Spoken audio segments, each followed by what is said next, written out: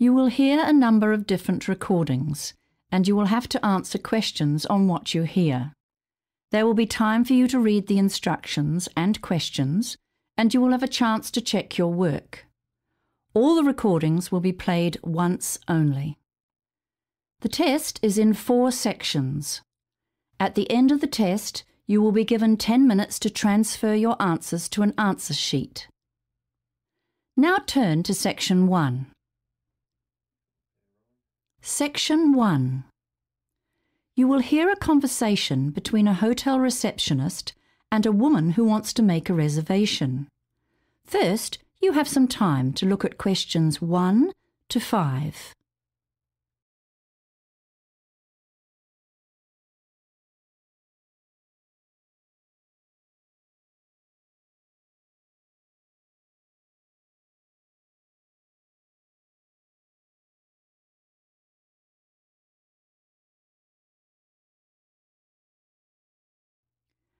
You will see that there is an example that has been done for you.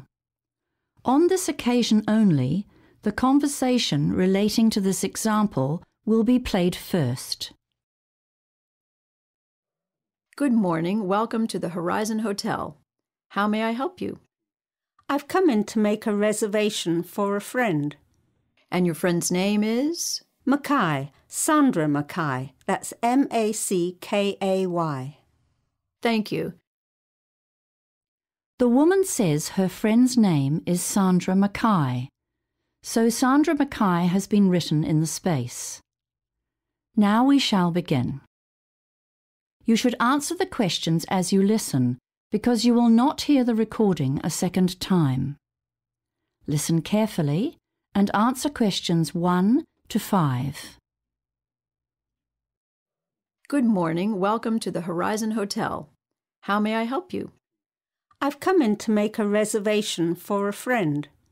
And your friend's name is? Mackay, Sandra Mackay. That's M-A-C-K-A-Y. Thank you. When is she arriving? She's flying in on the 15th, but she'll stay with me for the first night because we have an early start on the 16th. We're going for a quick trip to the coast, but we should be back on the 18th. So that's the 18th of this month? No, sorry, did I forget to say? It's next month, December. Well, that's getting pretty close to Christmas, but we may have something available. Right, we have 1 or 2 nice rooms left. But how long will she stay for? A week. So she'd be checking out on Christmas Day, the 25th. Is that a problem? Well, it depends. We don't have a room available for the whole week, but if she didn't mind changing rooms midway through her stay, we could work something out. Oh, I see. And if she wanted to extend her stay, that wouldn't be possible, I'm afraid. We're completely booked out from Christmas Day through to New Year. No, she won't want to extend, and I don't think she'd have a problem with changing rooms. Good. Well, I'll put her in room 502 to start with, and then she'll have to move to 805. No, just a minute. Let's make that 702, because that's available, and it's 2 floors directly above 502, so the room layout will be identical.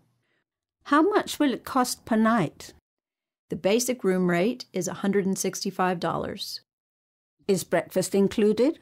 No, but a complimentary drink is served every evening at 5 o'clock.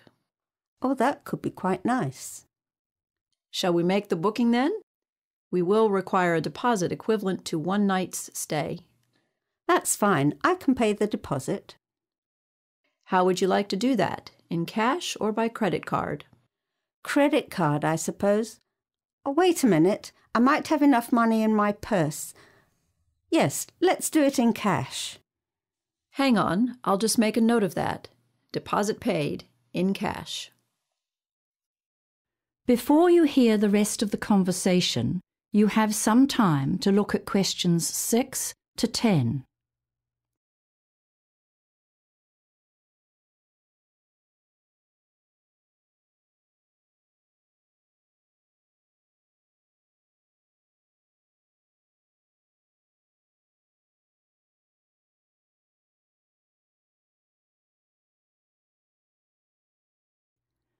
Now listen and answer questions 6 to 10. Just a second while I print a receipt. Who shall I make it out to? My name is Zoe Reed, R-E-E-D. Thank you, Miss Reed. Now I'll need some contact details for either you or Ms. Mackay. I'll give you my details. I only live on the other side of town. Can I have your address and phone number, please? I live at 14 South Street, Morningtown, and my phone number is 439-4829. Thank you. 439-4829. Yes, that's right. Now I'll just print the booking form. If you have any questions or need to make any changes, just quote the reservation number on the bottom of the form. That's it there. AQ459. Thanks very much.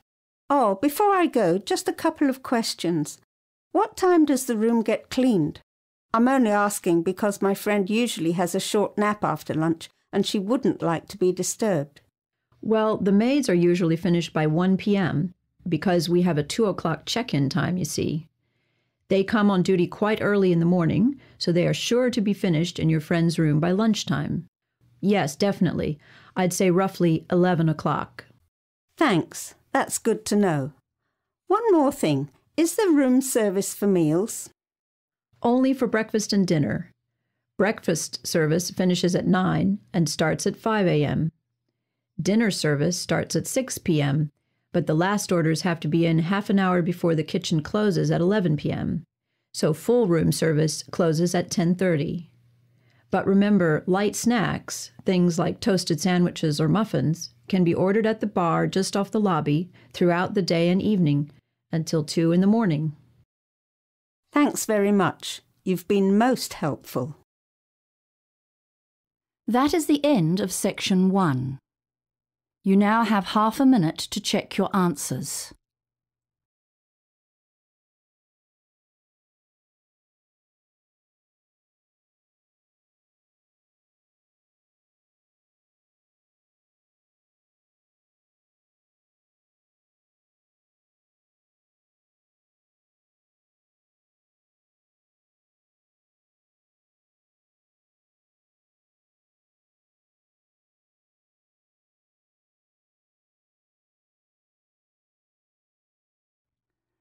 Now turn to Section 2.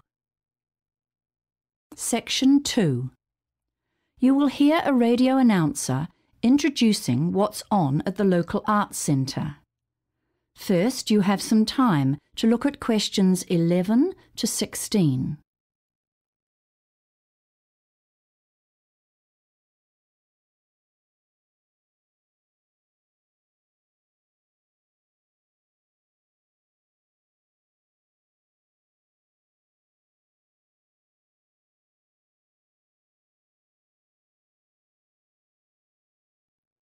Now listen carefully and answer questions 11 to 16.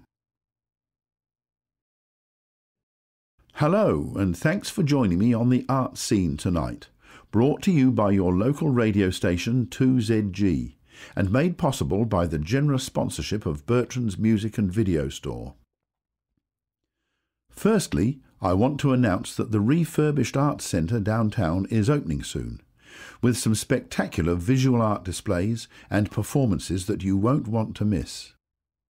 In Gallery 1, the Arts Centre will be hosting an extraordinary exhibition of the latest creative works of our regional artists.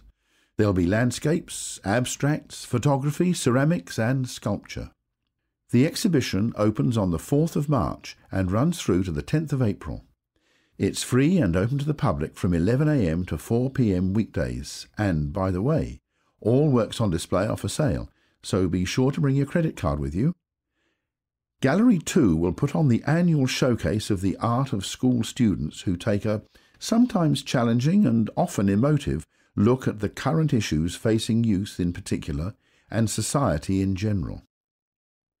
This is the Issues of the 21st Century exhibition, and the dates to keep in mind are 10th of March to the 4th of April.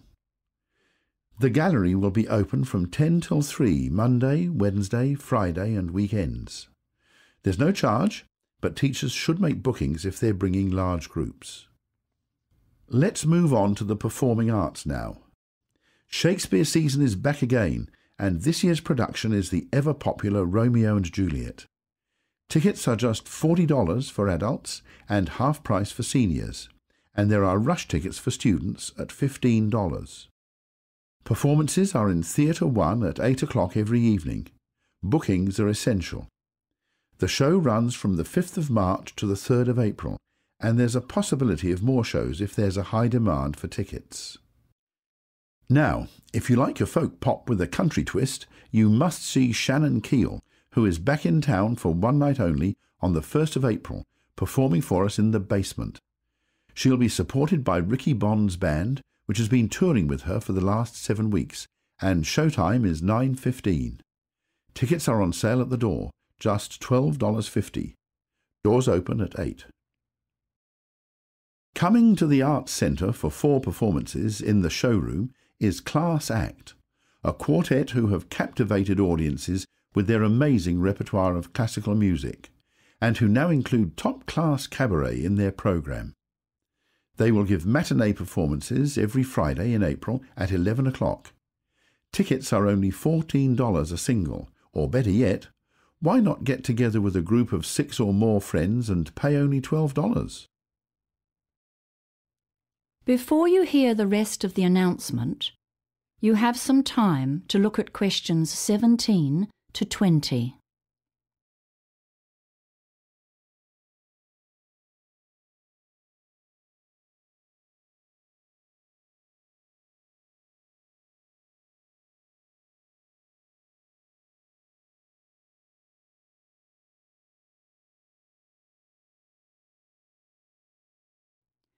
Now listen and answer questions 17 to 20.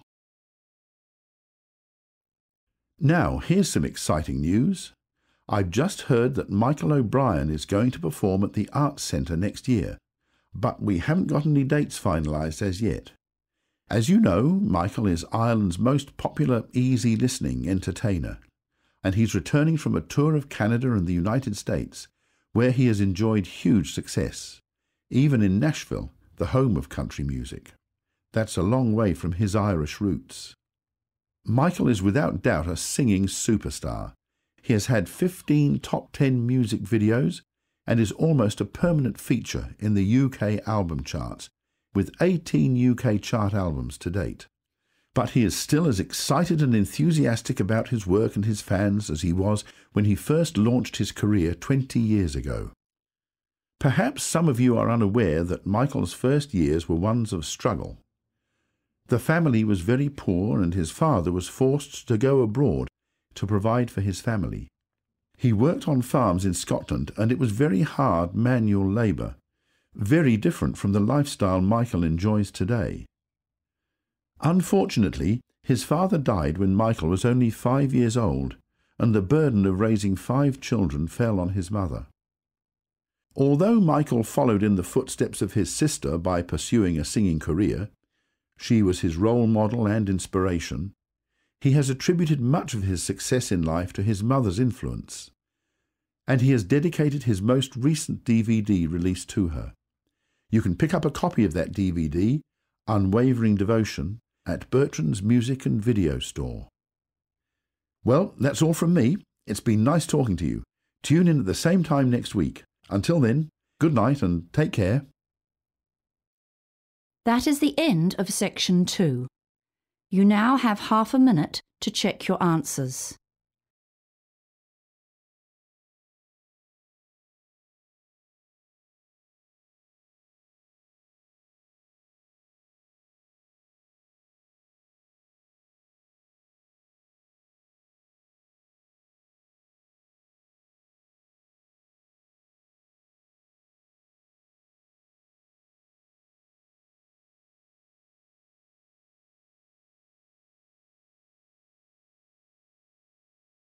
Now turn to section 3. Section 3. You will hear a conversation between 2 second-year students, Steve and Jan, who are planning an assignment together. First, you have some time to look at questions 21 to 25.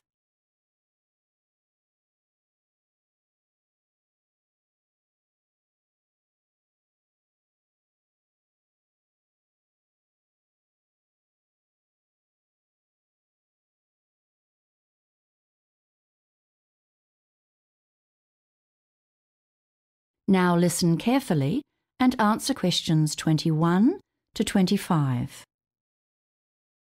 Hi Jan, sorry my tutorial finished late. No problem, Steve. But let's get straight to work. I've got so many other assignments this week, and we've only got till next Wednesday. Sure, fine by me. So, we've got to do a combined presentation with at least 20 slides and a recommendation at the end. Is that right? Yes, and then 5 minutes for questions. Oh right, I'd forgotten that. So, what shall we choose as a topic? I was wondering about copyright or intellectual property law. It's a tricky area though. Well, I've been doing a bit of reading about digital privacy, and it's actually a really challenging issue now. I mean, the way employers and government departments rely on commercial databases for information on people. Okay, that sounds like it has potential. Tell me more. I can't say I've read much about it. Well, these databases compile information on all sorts of things, not just birth dates and income. They record people's lawsuits and convictions, employment history, credit rating, medical history, a range of statistics and stuff that is often out of date or is only partially true. And they get this information from public records on the internet? You mean it's actually available online? Yes, and that's the problem. We live in such a networked society now. There's so much data on the net and it's really accessible. Often the company employees who compile these databases include dated information or get confused by similar names and list the wrong details for people. I'm starting to get the idea. What kind of things can go wrong? Well, for example, a sales manager was fired because of a background check by a data company which reported that he'd served a jail term. He protested, but his boss still fired him. All he'd had was something minor like a speeding ticket. He suffered an unjust dismissal plus the stress of trying to find another job. He was out of work for 7 months. I see. Okay, this has really got me thinking now. It's a great topic. Before you hear the rest of the conversation, you have some time to look at questions 26 to 30.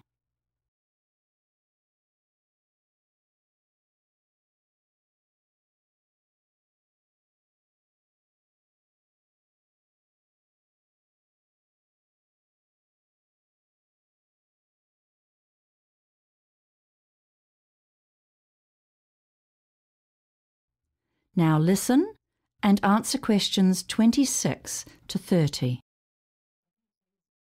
I'm thinking now about how the search engines apparently compile information on people based on their online search habits.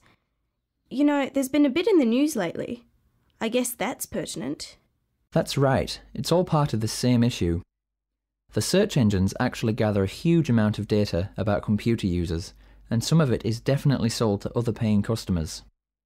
The database companies sell lists to direct marketing companies, for example. That's their core business, so they're always trying to access more information in order to attract new clients and improve their profitability. What about social networking sites? How much of that information is truly private? Not a lot, it seems, and hackers can download sensitive information and misuse it as well. Also, every time you fill out an online form or survey to enter a prize draw, you're compromising your privacy. I never thought about that. I often enter those and give my email address and mobile number. Well, apparently in Europe they have laws controlling the ability of companies to sell or share people's personal data without getting explicit consent, but that's not the case here. Then that could be our main recommendation. Yes, and then we can advise people to actually purchase their own credit reports and files from a few of the big database companies to check that the information stored on them is actually accurate. It's so frustrating to have to do something like that. For sure. Also, bloggers should be very cautious. They can be sued for breaches of privacy and for libel. Even Twitter comments aren't exempt from legal action. So that's another area to consider for suggestions. Anyway, we need to decide how to split this up. How about if one of us does an overview of the general issue and the history of it all to date? I think I might tackle that. You'd be better on the technical stuff. Great. Then I'll look at new developments and make policy recommendations. For example, there are technology researchers looking at how access to files and information can be restricted. Because, you know, originally the internet was designed to be as open as possible. That's right. And instead, it's created a real conflict. Already some of the browser companies are working on solutions to this, such as offering a tracking protection feature that users can switch on to restrict how much data can be mined from their computer use. And there are a few other ideas out there as well. And about the question slot, I seem to remember Professor Duncan suggesting we prepare a couple of questions ourselves, in case no one asks anything. I guess that's a good idea. That is the end of section 3. You now have half a minute to check your answers.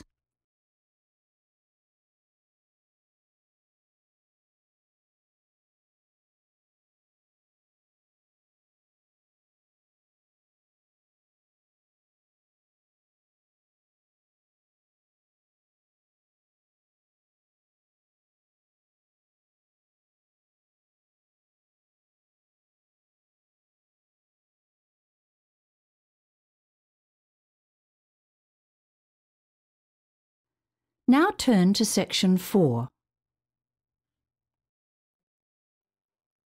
Section 4. You will hear a lecture on the Antarctic toothfish industry. First, you have some time to look at questions 31 to 40.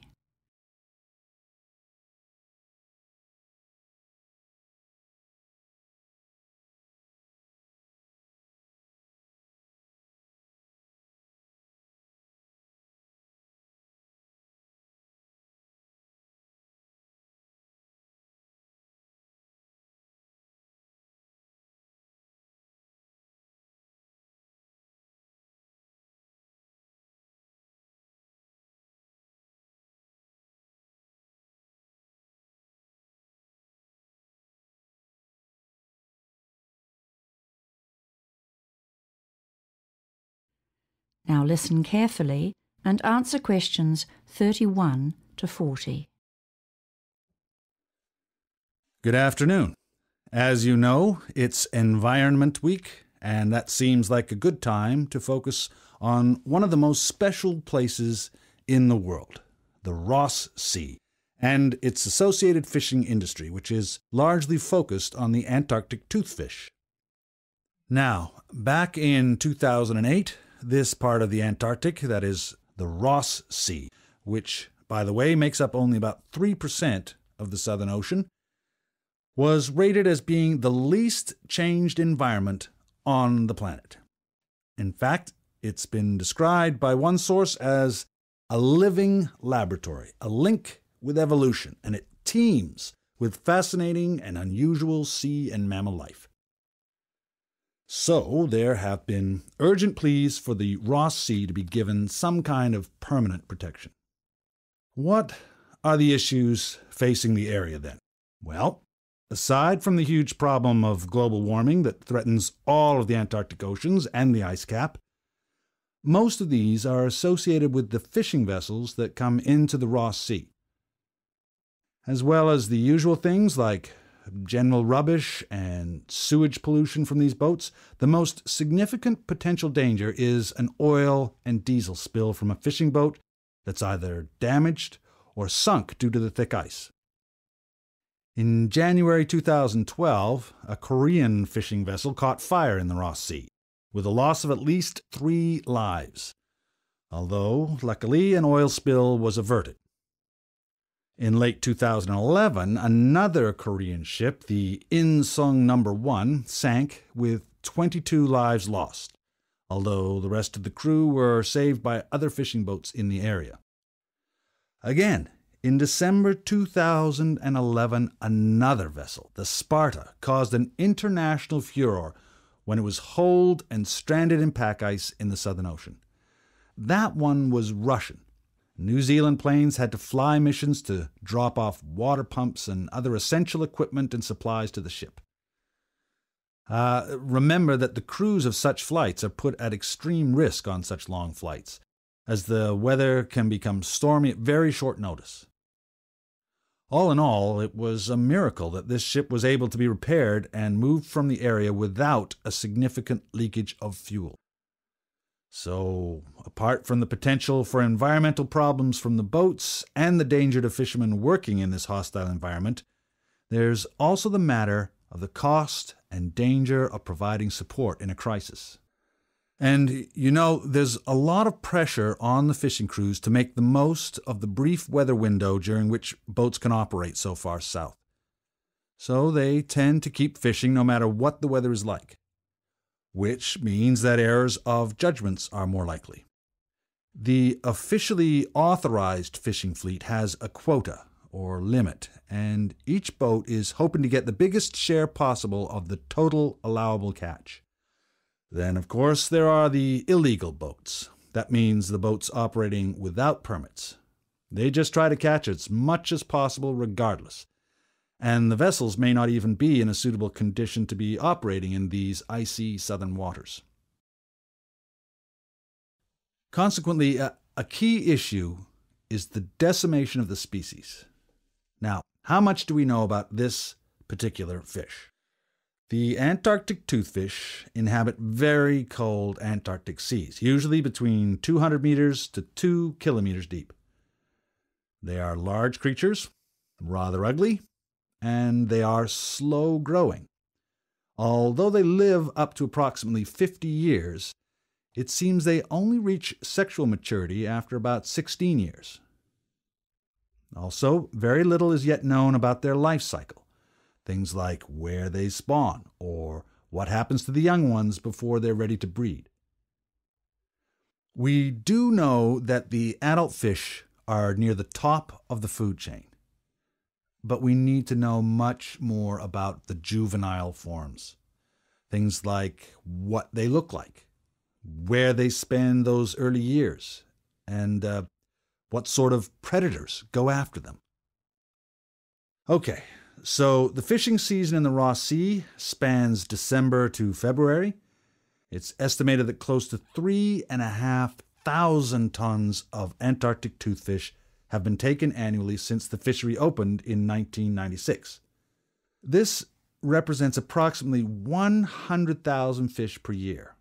I must add, though, that in the last couple of years, overall catches have been reduced due to overfishing and the decline in total fish numbers. Now, there's no record, of course, of the numbers of fish caught by illegal fishing boats. Those in the Antarctic toothfish industry claim that the short fishing season and the difficulties faced by the boats in this inhospitable climate provide their own natural limits on fishing. They say that the industry is concerned to preserve fish stocks, and they assert that with careful management and monitoring, the fishery is sustainable.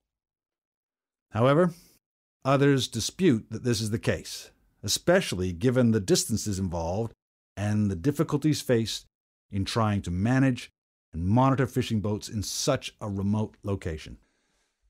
In the Ross Sea area, conservative estimates suggest that fish stocks have declined by about 20% over the past 16 years. But in fact, there is not enough accurate research to support such claims. The figure could be even higher. Leading scientists who specialize in this issue are calling for a Marine Protection Area, or MPA, with a total ban on fishing. But so far, this has not been achieved. Right, so that's an introduction. Now let's watch a short video before we discuss your next assignment. That is the end of section 4. You now have half a minute to check your answers.